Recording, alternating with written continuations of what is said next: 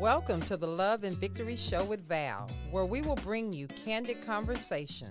In each conversation, we will talk about real life ups and downs while tackling unresolved matters. We will also unmask issues and truly speak straightforward and candid about our needs and brokenness, while allowing ourselves to exhale so that we can become victorious. This is a place where you can be open to the possibilities of living life in abundance while gaining tools to become bold and complete. So let's get to it. The conversations and topics discussed on the Love and Victory Show with Val are meant to provide insight, give hope, and provoke inspiration to all of its listeners. Now, you too can reach this same audience and deliver a message that will help improve their lives by becoming a sponsor. Our audience is always looking for ways to improve their lives. Your products or services might be just what they need. For more information on how you can become an official sponsor, go to lvwithval.com. That's lvwithval.com. On today's episode, we'll be having candid conversation titled, When You Look at Me, Who Do You See? With Cynthia Singleton, Amelia Ward. Unfortunately, we couldn't have Stephen here due to personal reasons, but of course, Stephen will be back on set with us soon. I'm super excited about our guests that are here today. Miss Cynthia is a beautiful, beautiful person. She's passionate about empowering parents, insightful, committed to envisioning an exclusive community for people with disabilities, and a great dancer. Oh, okay, that's why you were bobbing in here. I like that. And Amelia, international, sociable, approachable, intelligent, and open-minded. I would have to agree. That's who they said. We asked them to give us a couple of pointers of who they are. Now I want you to kind of tell our guests in your own words, who are you? So we'll start with you, Miss Cynthia. Well, thank you so much. I'm really excited to be here, Val. I feel really excited to have this candid conversation. It's one of my favorite things to do. And I think you asked me here because I have a son with a disability, and I have a lot of experience with in the disability community. I've been advocating for a long time, and I have a business where I'm a special ed advocate. And so I do a lot of speaking, training. I work in the schools to help parents advocate for their children with disabilities, as well as have gotten involved changing some laws and changing some policies. Oh, excellent, excellent. Well, actually, I'm so glad to hear that because I can actually speak, too, with getting involved in the school district, dealing with people with disabilities, whether it be reading disabilities or just some behavior issues. So the school districts, they have programs in place that a lot of the parents don't know that's available for them. So I think we're going to enjoy having this candid conversation with you. Absolutely. All righty. And Amelia, tell the people about you, girl. I'm Amelia. I am English and Australian. I go to university in Scotland at the University of St Andrews. And I'm here in Houston where my parents work for the summer, and I work as a PR and admin intern for L&V, which is a non-profit, and we do a lot of advocacy for people living with disabilities in the Houston area, but also statewide. And a lot of that is based on community partnership, so it's really just about advocating for people with disabilities. Excellent, excellent. And one of the things that I really love about Amelia is very passionate about whatever she does. She just cares about people. I've asked her to come on this podcast, not because of a disability, but when I think about her is, who do you see when you look at her? And I think we're going to break that down. It's kind of like, who do you see when you look at me? I think she is one that's very open and honest and candid, and she can also give us something from a different perspective. And then, of course, I have my right hand in here, left hand, Miss Shania. Tell the people about you. So I am Shania, radio and podcast producer, all things the Love and Victory Show with Val. I am a photographer. I am Miss Carter's either left hand or because Amelia's the other one. And yeah, I am a friend, a daughter, just all around good person. Yes, she is. All righty, well, let's get into this conversation. I want to just kind of jump in here, and we're going to just kind of take it and go with it. The first question that I want to throw out there is, talk about your experience with being treated differently because of who you are. And I think I want to start with you, Cynthia, who you are as a parent. Well, it's interesting, that conversation, because, you know, having a child, my son was diagnosed very young, and he had a lot of behaviors when he was young, because his diagnosis was autism. And so he didn't talk a lot, and he had a lot of strange behaviors. And so when I would go to play groups, you know, the other moms would look at me and say, oh, that kid's a bad kid. That's a weird kid. We don't want that kid around our kid. And, oh, that mom, she's a bad mom because she's not disciplining. She's not spanking her kid. And she's not keeping him in line. And so it was really, you know, so I got a lot of judgment, actually, for my child most of the time. And a lot of times someone not knowing what was really going on. At that time, did you know what was going on with your child, or were you still trying to figure out, hey, what is this behavior all about? Or did you question you? All of that. Yeah. I mean, you know, in the very beginning, because he was diagnosed in 2001 when nobody knew what autism was. That's right. And, like, I had met one person. We went to this train show exhibit for Thomas the Tank Engine, because my son loved trains. And I happened to get into conversation with the woman there who mentioned she had a son with autism. I had never heard of it before. And at the same time, I was wondering, you know, this is really strange. I had been around children all my life, and I'd never seen a kid who didn't like to play outside, who didn't like to play games. All I could get him interested in was watching videos about trains. Oh, wow. That's good. And, well, but that's all. He didn't really like anything else. Okay. Anything else that most kids like to do. So I got him a tricycle, and he rode it for a little while, and then he flipped it over, and he just pedaled the wheel. He would turn the wheels and watch the wheels spin.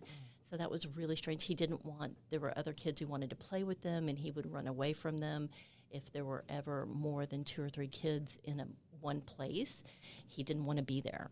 So we would have to go places when there weren't other people there. Okay. And so when we, you know, after we got the diagnosis, I started understanding, okay, he doesn't process things the same way. He doesn't really hear things.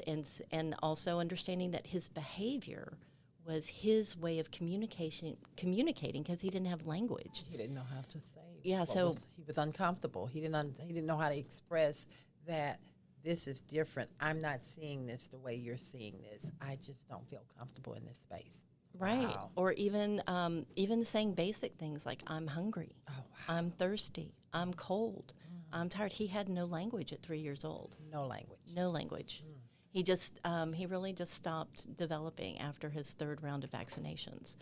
So, and we were just saying, okay, what's going on? I was working with him intensely. And then when we got the diagnosis, I started to understand, but we didn't know anything about autism. It was, except that it needed a lot of intensive work. And so I would be working with him or trying to explain about something, and people really didn't understand. I'll never forget one time we were at the library, and he threw this huge fit, and I had a baby at the time, so we found out he got his diagnosis at 3, and I had just had a baby. And so we were at the library. He threw a huge fit, and I had to actually leave my baby with somebody at the library while I took him to the car to keep him down. Yeah, to calm him down. And then I had to go back, and then, you know, she kind of followed me out carrying my baby. And oh, God. Yeah, and it's really been amazing. In some ways, I've been very blessed that I've always had these amazing angelic strangers show up to help me. Be right, just to cope for the moment. Right. Wow. But it's easy to forget because, you know, he looks like a regular person. And so people forget that he doesn't process language at the same rate. So like right now we're having this conversation Right. and you're responding to me, and that's happening really fast. So Right. it's like half a second, quarter of a second. He sometimes needs 5 seconds to respond, Oh, yeah. 10 seconds, Yes. 15 seconds. Yes. That's a long time. That's a long time. And people don't have the patience for that. You know, and that's so befitting with this topic because, again, who do you see? Right. When we look at him, or when people look at him, they see this normal kid, Right. and then this behavior changes, and so then they want to judge him. Wow, that's actually very befitting. I'm going to take it another way. I'm going to ask you this. Well, actually, I'll do Shania. Shania, let's talk about why do we let our differences stop us from treating someone the way we want to be treated? I think we do that because we don't understand, or we don't take the time to understand what's around us or what we're encountering or who we're encountering. And it kind of like when you were talking, it reminded me like in 4th grade-ish, they asked a group of us, do we want to go to the kind of like to this class with those with disabilities and special needs? And I was like, yeah, I'll go, simply because it was to learn more. And I know that just to learn and to see what it is like to not necessarily be them, but just to interact with them. And because I think when you get that interacting at a young age, you just see them for who they are. And all the memories of anytime I've encountered anybody with disability, seen and unseen, are starting to flood my head. But I think we don't understand. We don't take the moment to understand, to sit and just say, hey, we just judge, boom, boom, boom.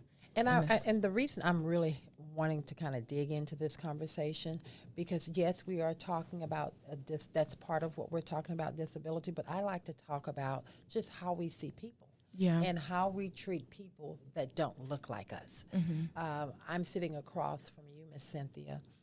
We're probably the same age, but we come from two totally different life, I'm sure. But if we have a conversation, we'll find out that we have so much more in common than we have that's different. But in society today, we don't take time to get to know a person. So I'm going to ask you, Amelia, you want to take some of that conversation or that question? Yeah, of course. I think it's such an interesting topic, especially coming from an international background as opposed to having kind of the national, being an American, to unite them. I think a lot of why we let our differences stop us from treating someone the way we want to be treated is because we have a bit of a perception of comfort around the way that we are, and changing can be quite scary, even if it is just opening up your mind to have a conversation with someone who looks a bit different, to say, hi, how are you, and to make that effort. And I think only once you do that and you put yourself outside of your comfort zone, you realize how uncomfortable you had been before, how that perception of comfort, of closed-mindedness was incredibly restricting, and you actually grow so much, not only in your perception of others, but I think you have a lot to gain from everyone you meet. And I think that I like that you went there with that, because again, people like to stay in their comfort zone, but you're missing out on so much in life. Absolutely. And on people and relationships and just experiences because you want to stay in the box. So I like that. Okay. You have any? I didn't mean to cut you off. You had something. Keep going. Not at all. I think a lot of it has to do with ignorance, whether that's intentional or not. But I think the fact that even if you don't like someone you meet, you have something to gain from them. Like, you will learn something from them, whether that's good or bad, and that is a learning moment. And if you choose to take that moment and treat it at its face value, which is an opportunity to gain something new, some piece of knowledge, some insight, I think that it would be a lot easier to be open-minded and a lot easier to put yourself out there and treat people the way you want to be treated. I like that. That's really good. Anybody, you want to take any of that, what she just said? I see your mind going. Well, I think sometimes it's ignorance, but I think most of the time it's a lack of patience and an inability to listen. I think because most people don't listen. Yes. yes. They hear what they want to hear. Well, They're moving or on. they don't hear. It's kind of like when you say to someone, That's true. how are you doing? And the person haven't even answered, and you're like, okay, it's going to be okay. But you never heard the person. You haven't even given the opportunity for that person to express how they're feeling, because you really didn't care. You're just doing the niceties to say. Sure. Yeah, that.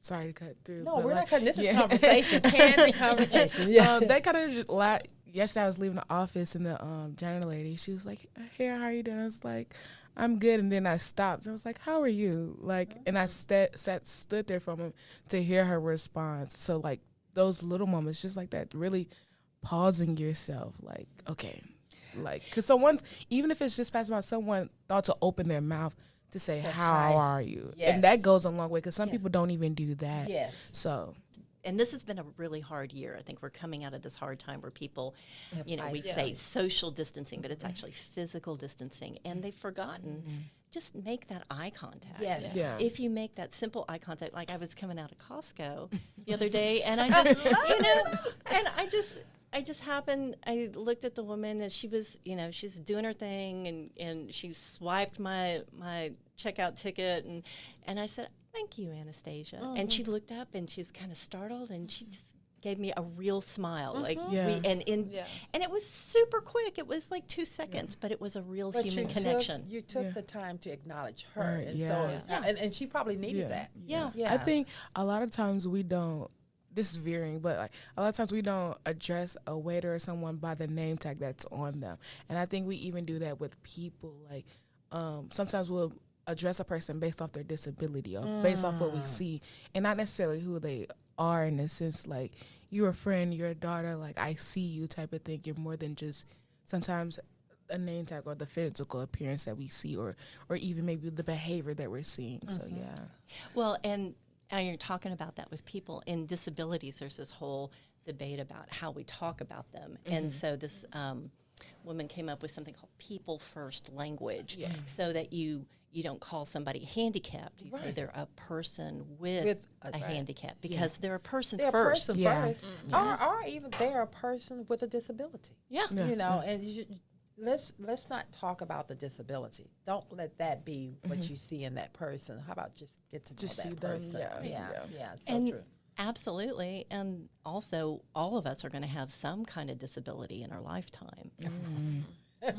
Wow. Yes, look at Yeah. these knees right now. I just think about it, like, I think having glasses is a Yes. form of disability, and I was Yes. like, yeah, Yeah. I can't see all the way, but Take look, these look, contacts up my eyes. We'll see we're how. gonna need some grace to go right across. Yes. So yeah. Talk about how we, as people, forget to see one another as human.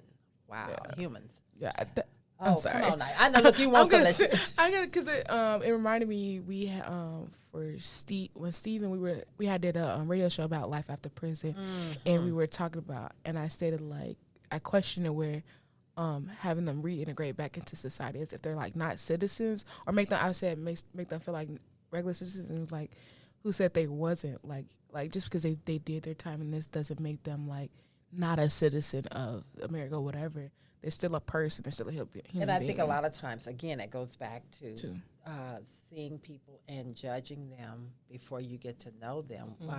Yes, they may have done something wrong, but they have served their time.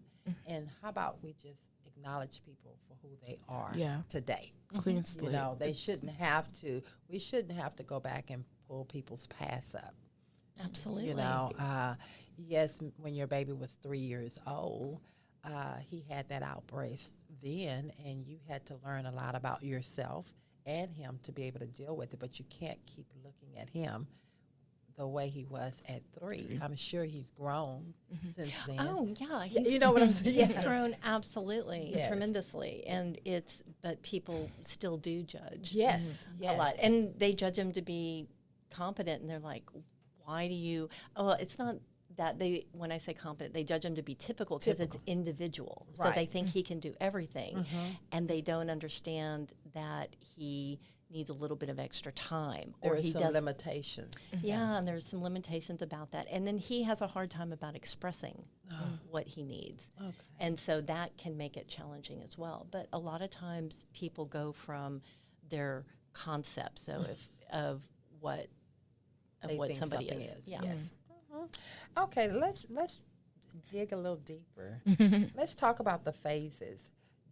Don't judge a book by its cover. That's one of my biggest things that I say. How often do we do this? Just looking on the outside and then thinking that we have it all figured out about who that person is or what that person is. I'm going to take it from my perspective. I'll give a prime example. I'm flying back yesterday in the airport, and the lady at the counter that I'm getting ready to check my baggage in with, she just had this stank face, to be honest. It was just like she was just mad at the world. And I'm like, Lord, as I'm waiting in line, like, can the other lady get me? I really don't want to, because I'm not trying to get that energy off. Well, God fixed me. I got her. And she was definitely not what I thought. And I told her, you know, when I walked up to her, the first thing she said, because I'm in and out of this airport all the time, and she remembered me. She said, "Hi, Miss Carter, you're back today." I'm like, "How many people do you see?" And she said, I said, "You remember me?" She said, "Yes, of course. You're here every other week." And so I said, "I'm doing fine. Thank you. How are you?" She said, "Well, I'm not doing great." She said, "But thanks for asking." So she goes and she finished checking me in. And then I was getting ready to leave. I said, "I hope your day gets a little better." She said, "My day will, because you took the time to say that." She said, and so I said all of that to say a lot of times we just assume based off of what we see. And literally I was going to miss my blessing because I was trying to go somewhere else. So that's kind of how I look at it. Anybody else want to take that? That'll speak. That'll speak. You know, yeah. Judging a book by its cover. Yeah. It kind of like when you read it, like, it made me think, like, sometimes, like, even when you see a physical book, you always flip it over and read the back of it. So, like, with a person, flip, like, kind of like get to know them, have a conversation, read a little summary about them, and that summary is talking with them. We have to, or saying, hey, maybe they're going through something. Like, oftentimes it says, you never know, like, what somebody's going through, so be careful how you interact with them, because you literally can change their day, whether that could go from good to bad. So it's like, take the time out to listen, talk, and really just be a sense of a helping hand with either making someone's day better or just stopping it from going worse. Just be intentional about giving somebody what you want, you know, and that's a smile, that's a hello, that is, how's your day? Yeah. You know, you never know what someone else is going through. But I don't want to take that all myself. Let's talk about judging people. We'll take that with Amelia. Yeah. So I think it's really important, because I think it can be so convenient almost to judge someone immediately and assume that they are a stereotype or they're a certain way, because that limits your interactions with them significantly. It's a very strict social code. You don't have to go further than that. You can move on with your life. But I think when you unpack it and when you have a conversation, like Shania was saying, you obviously learn more about them. You learn their summary and you learn their blurb. But even some of my close friends, I'll sit down with them and I'll really sit down and we'll talk about it. And they'll be going through something that I never even realized when I talk to them. And I know them well, and I know that they're more than they look like. And it's so interesting that even there's just so much for a person. I think we constantly underestimate how many layers are going on, and why it's so important to sit down and see them and treat them as human and more than just a stereotype. And have a conversation. Exactly, have a conversation. Have a conversation. What about you, Cynthia? Well, I find that everybody has a really interesting story. Yes. And when you take time to unpack that a little bit, or as you say, just take the time to listen, connect with them, tell me a little bit more about that. That opens the door to amazing experiences that people have. And it's also healing. Yes. You know, when someone's going through something, a lot of times we can't even get the words out. We don't even understand why this emotion is so heavy today. But if you just take the time to engage and be intentional with the person that you're encountering, you may change their life, or they may change your life. Well, listening is very healing. Like the whole process of being witnessed when you're going through something, it can feel a lot more intense when it's in your head. Right. And if you start expressing that with words, and that person is actually listening to you in a way, not to solve the problem. Right. not to share an experience that they had that was just like that, but it's like, wow, how is that for you? How is really that? listening. It is so healing. You just said something that is, for me, very important. Not to share your experience, but just to listen. You don't always have to put yourself in it. Sometimes people just want you to listen to them. They just need to get it out. I like that. That's can we write that down? Stephen, take note. Take note. Where you at, Stephen? Write that down. I want that there. Okay, then we're going to keep going. Let's talk about, is it safe to say that our society is too focused on people's outward appearance? Whoa. It's from Stephen. Oh, wow. I love that, because we look at what we see on the outside. They look at what your son, what they see his behavior, or they see he's different, or maybe he's not different.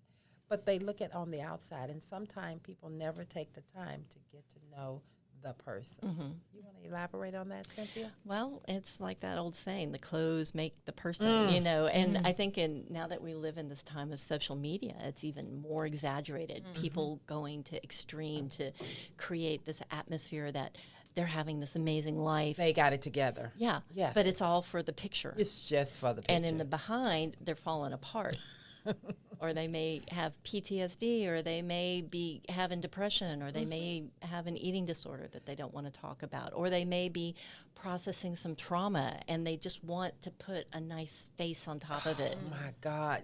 You know, this is kind of what we were talking about when we were discussing the show, and I asked Amelia to come on here and this morning, and she was definitely not prepared. And I said, but let's go back to the topic. What do you see? And again, right back to social media. People put out there what they want you to see. Right. You know, Absolutely. and most of the time on social media, it's never what you see. Right. It's just a picture. Right. And so, wow, that was good. I like Social that. media is a glimpse of a moment. Just a moment. Yeah. Just a moment. Yeah. Whether that's pictures or reels, that's a created moment. Not a created moment, but a moment captured. And so some of that is a facade, some of it is real, because sometimes people do let them real selves on social media. Yeah, I agree. And then there's people that just can't, they just faking it or pushing it till they make it type of thing. I say they put a filter on it. And some of us go through life with a filter on it because we only want people to see what we want them to see. We want them to see us a certain type of way. Yes. Okay. Well, because they're judging themselves. Right. They're expecting other people to judge them. Right. And it's a way of protecting themselves. It's a defense mechanism. I guess I want to come back to a person with a disability. And let's talk about, is it safe to say that our society are too focused on people outward appearance? How does that impact someone with a disability?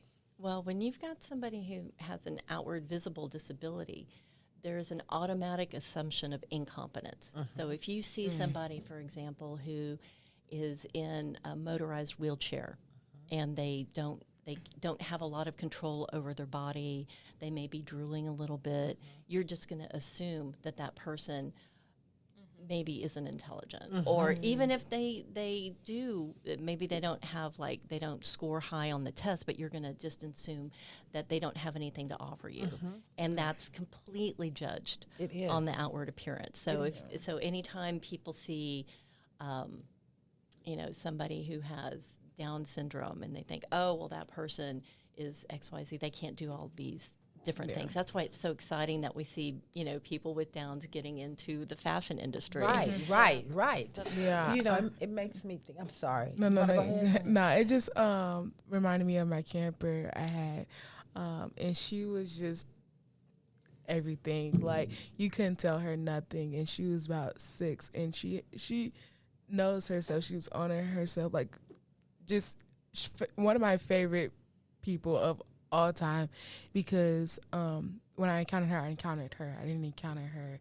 Yes, she has a disability, but at the core of who she is, like, that was her wittiness, her interacting with different people, being nice, and just even seeing kids continue to just be kids with her and not say, oh, she's different, so we're not going to play with her, but saying, come on, play with us, or let's do this, and just getting her interactive. Like, I'll never forget that week at camp, like, and just her in general, like. Well, you know, it brings me back to growing up with my sister who has a disability. When she was 2 years old, she's my older sister. When she was 2 years old, she had high fever. She had a rheumatic fever, high rheumatic fever, and it left her whole right side paralyzed. And the physicians told my mother that she wouldn't make it to her teens. So she had a stroke, and of course they told my mother she wouldn't make it to her teens. And they had advised my mother to put her in a home, a group home, and my mother, state school, I'm sorry.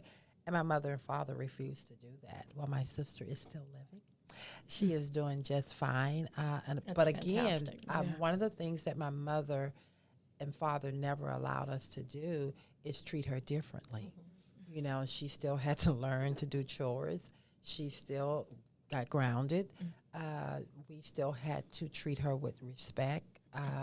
And she had to learn to her ability just like we had to. She went to school. She had homework. There was still expectations for her.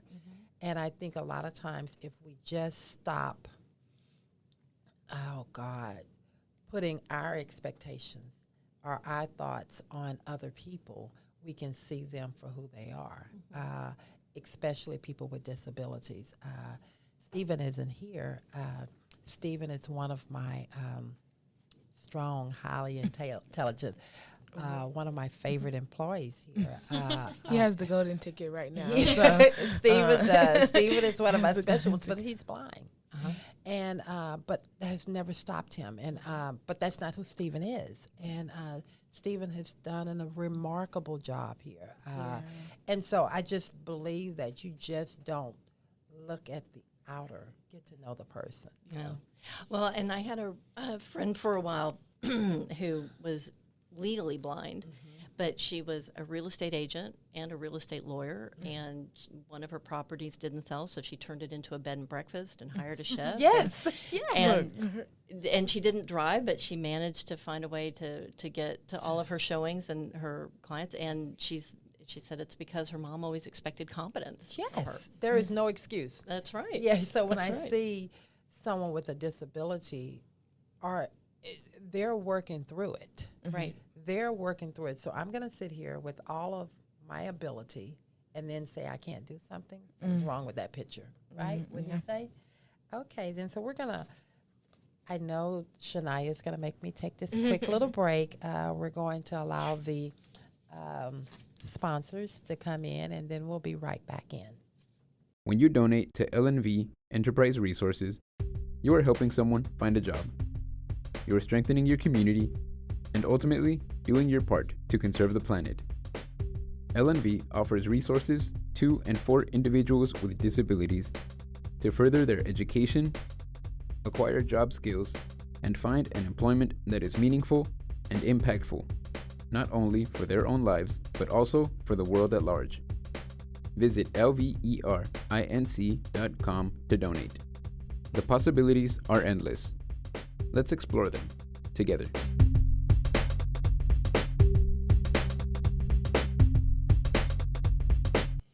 Welcome back to the conversation. We're going to continue the conversation with Cynthia and Amelia. Let's get to it, ladies. And of course, Shania. I can't ever leave her Shania out. Okay, let's just dig right back in here. Let's talk about how often do you contemplate the influences you have on others based on the way you present yourself? Oh, that's such a juicy question. Oh, I like that. Jump into it. Come on, Cynthia. I love it. Well, because it's all about the way you present yourself. It's we talk about our expectations, but I find that if I'm having a bad day, then I run across the clerk who's grumpy, somebody takes my parking space. It's just kind of like it escalates. Yes. But when I wake up and I've taken a minute to center myself and and have some gratitude about what's going on in my life and enjoy the beautiful morning and hear the birds and enjoy my coffee, then I meet the clerk who's like happy. Yeah. Somebody, lets me in, and some people are using their blinkers on the I get highway. the perfect parking spot. Get the love perfect people parking use spot. their blinkers. Like people are, that person is pulling out right as I'm coming up. Somebody opens the door for me. It just, and then It's that energy. it is that energy. It's just It's that energy. It's It's what that- you bring to the table. What It you is. bring in. Yeah. People don't realize that you are what you receive. So if Yeah. I walk up, meeting you this morning, Cynthia, you just had such a warm and welcoming smile. It was almost like when we interacted with each other for the first time. We've been knowing each other. Yes, and so it makes exactly. a big difference. She made Yeah. me feel comfortable with her, and I hope that I made you feel comfortable. Oh, absolutely. In fact, I thought you were Shania at first, and I was shocked that you came out, you interrupted your meeting and left and came out to greet me. I was so impressed. Well, say that again. No, just kidding. And I didn't pay her to do that.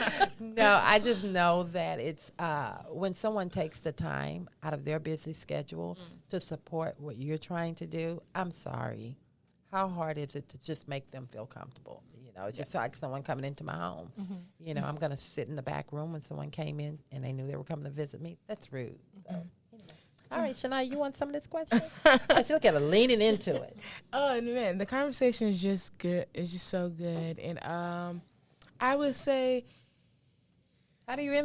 How often do your how often do you contemplate the influence you have on others based on the way you present yourself? All the time. I think especially being in some form of leadership position, I'm always thinking about what if I do this, how I come in the office, how I set the tone, how will this impact the office, and just even with my friends and just my family, and just making sure that like I'm continue to stay true to who I am, and that's where I'm at. Just making sure that in this process of finding me, that I'm staying true to me, and as long as I'm showing up the best me for me and then for others, then I think it's gonna be all right. And even if it's not all right, I'm still gonna be the best me.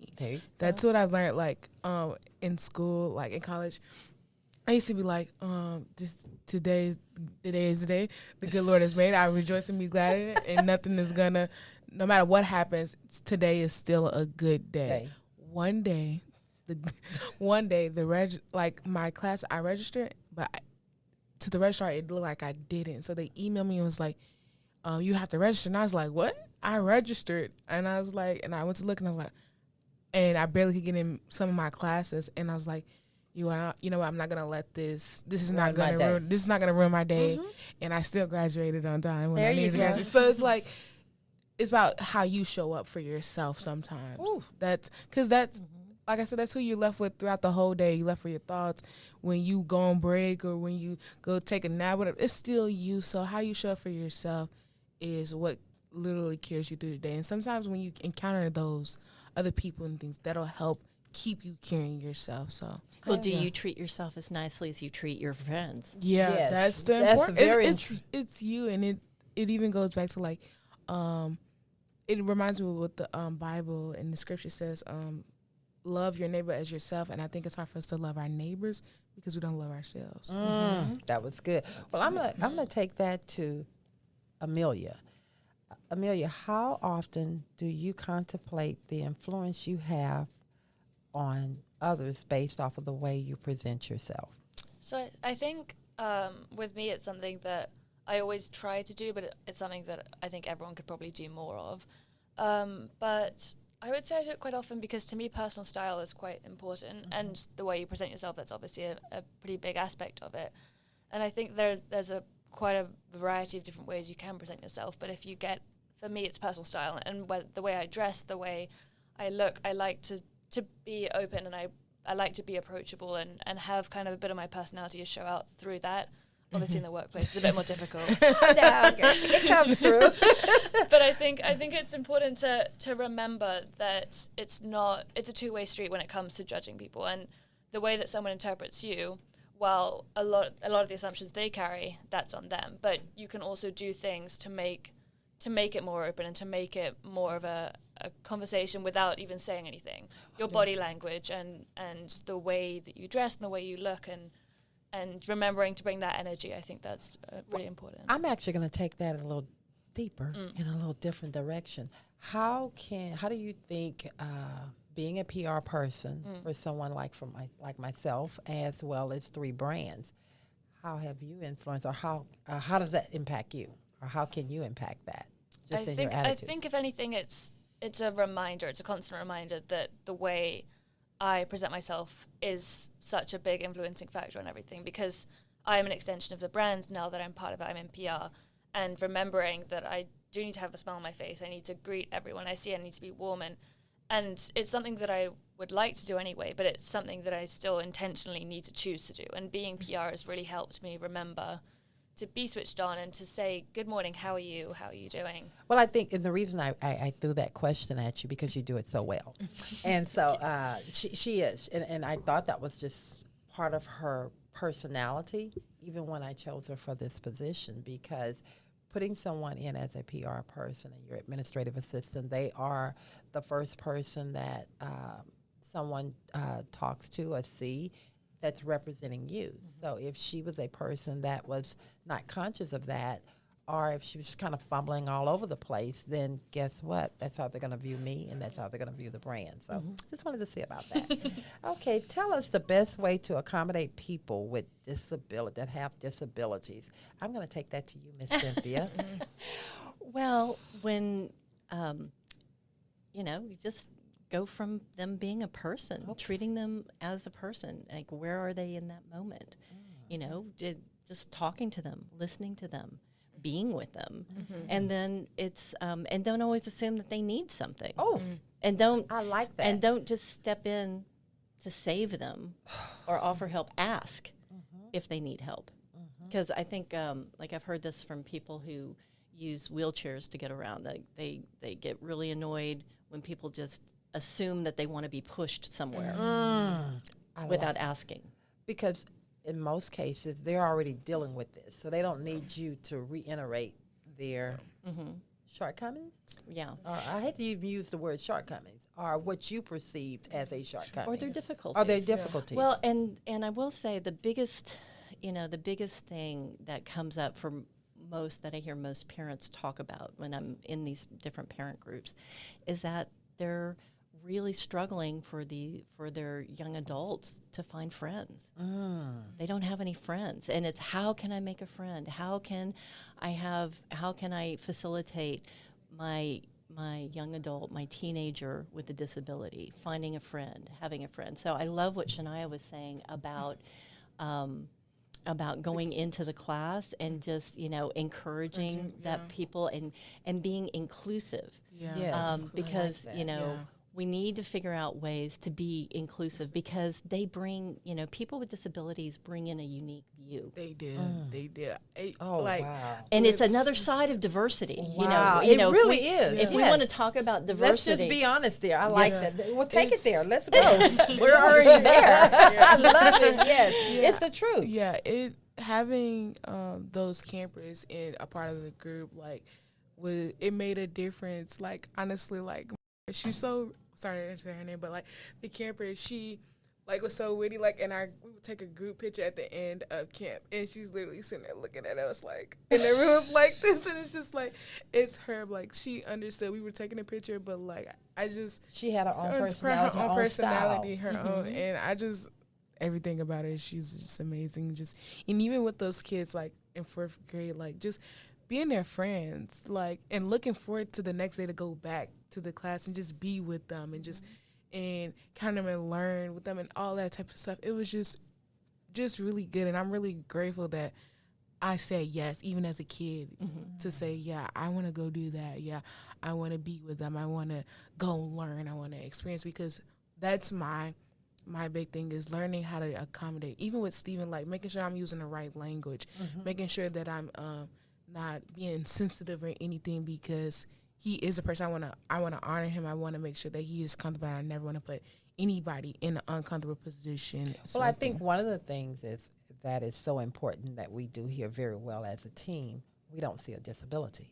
You're just a part of the team. And so we just really just treat everybody the way we want to be treated. And it really starts with the top.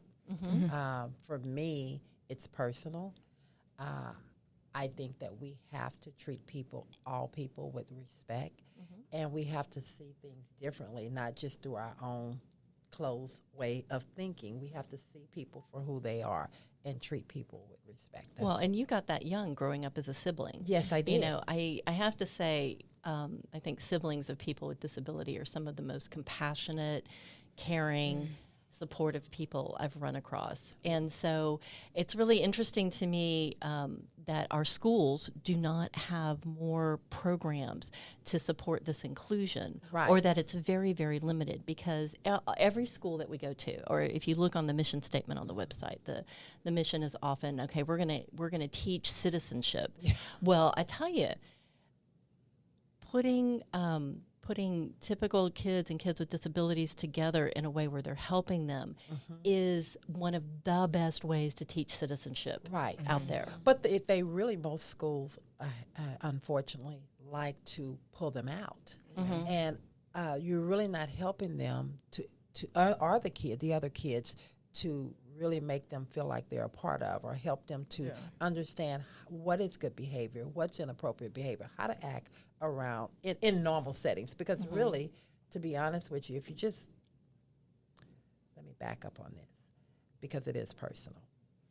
If you just take the time to see yourself or your loved one in that child, then you would not want your child or your loved one pushed in a corner.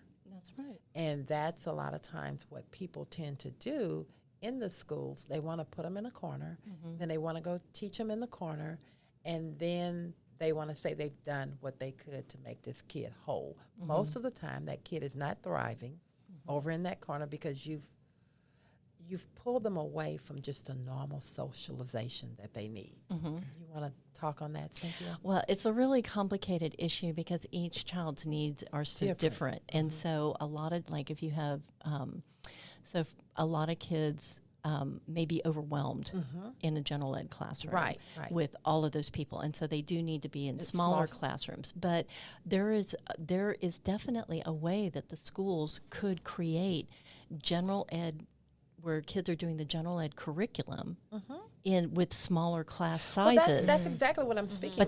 But they don't do that. They don't want to do that because it's going to cost more money. It's going to cost more money, but that's what you should be doing. That's exactly what you should be doing. You shouldn't be saying, okay, yes, this kid can't have all of the socialization around because they're going to act out. But so we're going to put them over here by themselves. No, what you should do is say, okay, let's work in the confinements of what we can do to help this kid. So let's make the classroom sizes smaller. Or let's make the groups. Let's create a area that we have not just this one kid sitting over here, or maybe put 2 or 3 sitting over there, and kind of make it a fun, but they're still in that classroom. Or even, take it outside and let's talk about the social activities. Yes. Let's have a Best Buddies chapter in every single school. I like that. We had one in my college. We had an actual ministry, like it's called Best Buddies. Yeah. Right, but was there one in your elementary school, middle school, high school? There's never been one in any school I've been in any country. Oh, wow. And see, that's a problem for me. I mean,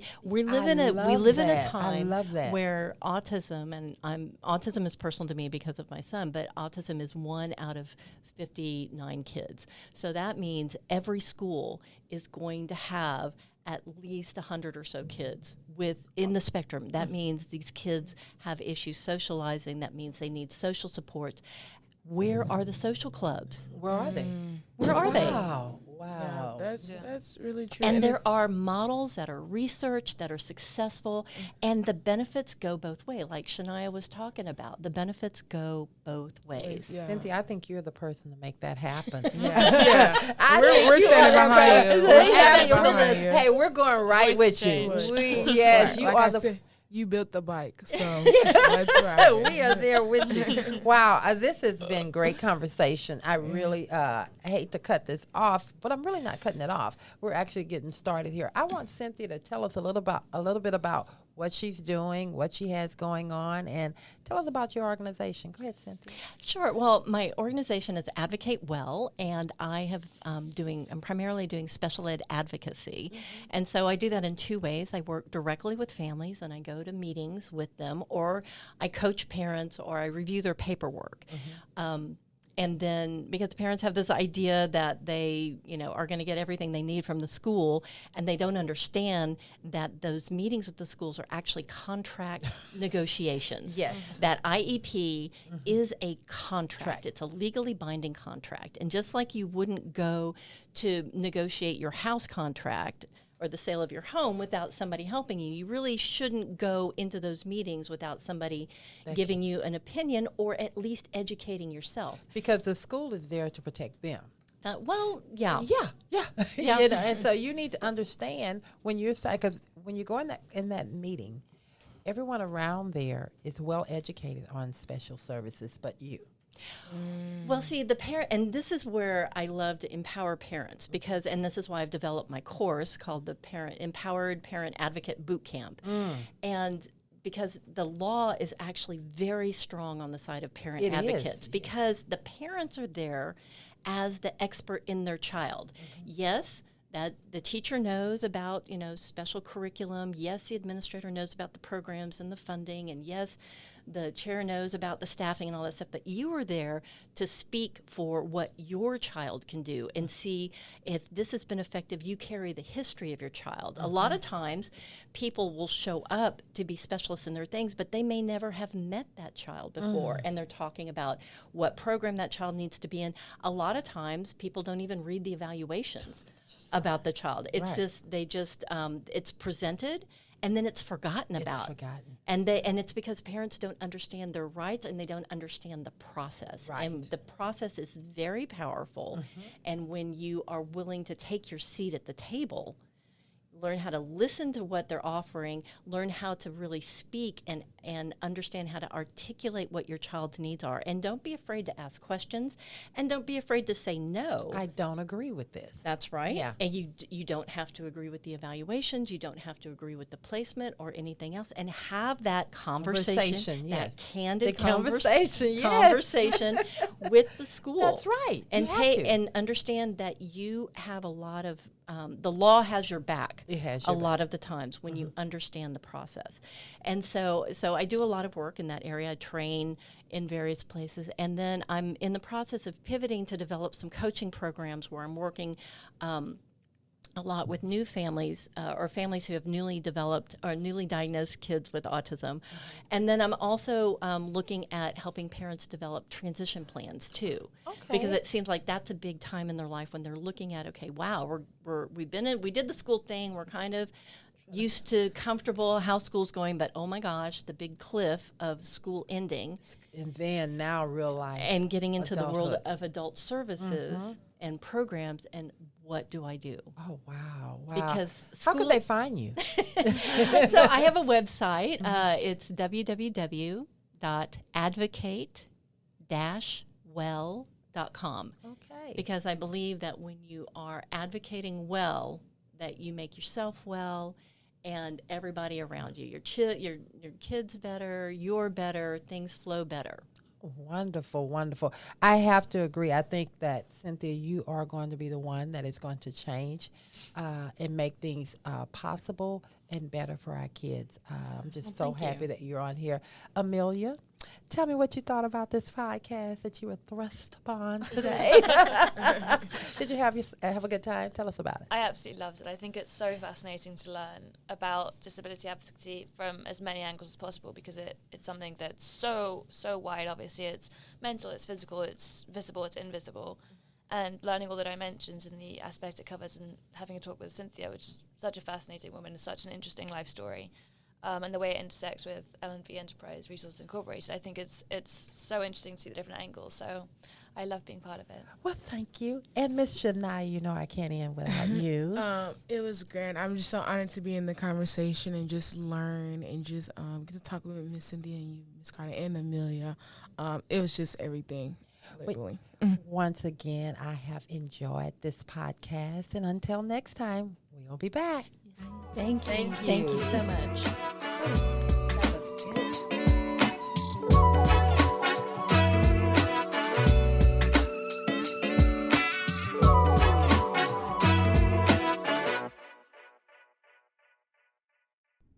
VK Consultant Group would like to celebrate our client, the Texas Institute of Digestive Health, for all they have accomplished in their partnership with us. Since 2017, Dr. Victor W. Yang, with the help of VK Consultant Group, has expanded and continues to grow his practice, promoting and educating on the importance of digestive health.